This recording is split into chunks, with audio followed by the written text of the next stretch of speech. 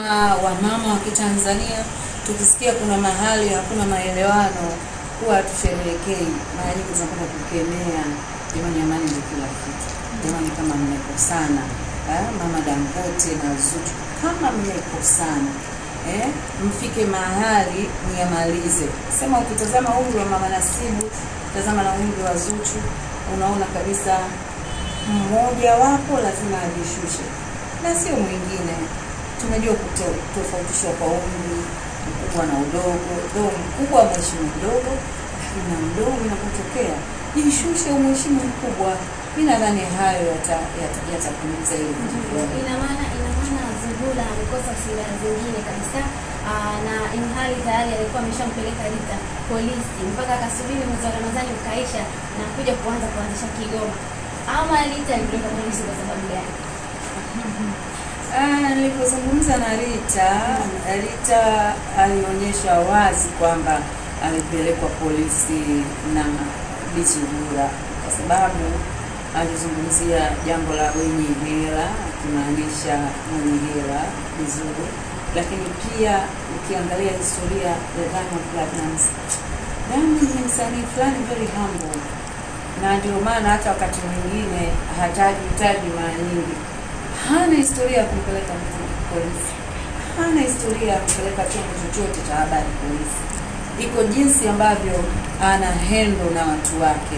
Kwa hiyo tu inamweka kwenye nafasi nzuri sana kuonekana ni mtu fulani hivi wa aina nzuri.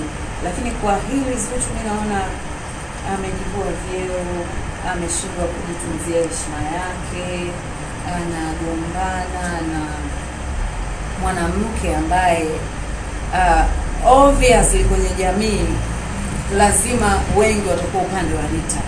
Kwa hiyo amekosa point. Nasikitika sana kusema hivi. Ndio. Kwa hiyo sasa hivi habari za kwenda polisi tena kasahau. Ina maana kapotezea Liwalo na Liwe. Nimeanza mwenyewe. Wewe dada Kedi sasa ushazungumza naye. Kwa upande wa polisi tena ogopi?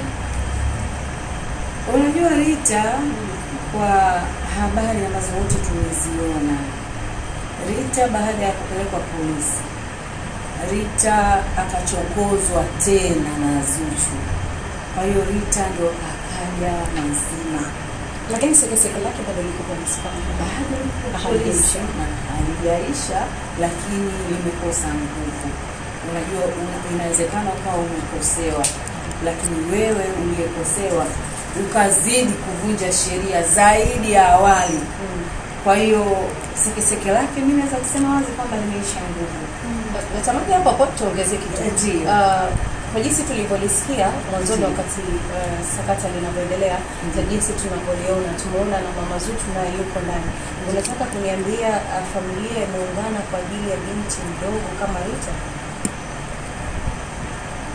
Hapo awali mimi nishawahi kuzungumza kwamba habari nilizonazo kwamba mama yetu na pia Mkashauri Yakopa, yeye ndio mchezaji kiongozi wa kuhusiana na Zuchu na Nasibu. Jambo ambalo ukiliangalia kwa jicho la tatu unaona kama upande sio sawa, kama upande anyway tunawaachia wenyewe familia. Lakini mimi ni mshauri mama yangu Yakopa.